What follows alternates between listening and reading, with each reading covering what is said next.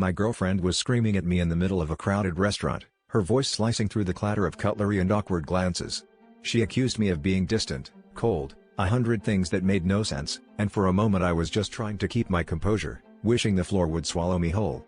I could feel every set of eyes burning into my skin, but I never expected what happened next. A man I'd never seen before slid into the empty seat at our table like he belonged there. He didn't even look at me, just placed a hand on her thigh onto the table, bold as hell, and whispered something in her ear that made her whole body relax. Suddenly, it was like I was invisible, a piece of furniture in their private drama. She didn't flinch when his hand stayed there, didn't protest when he leaned in closer. My heart was pounding so loud I thought I might pass out. That's when I realized, this wasn't just an affair, it was an open secret, and I was the last to know.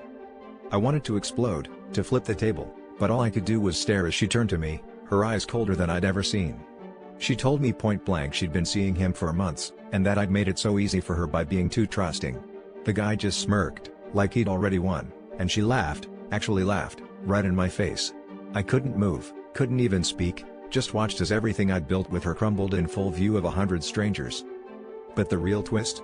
As I sat there, humiliated beyond words, I realized I wasn't angry at her or even at him. I was angry at myself, for ignoring every red flag, for letting my fear of being alone blind me to the truth, for loving someone who never really loved me back.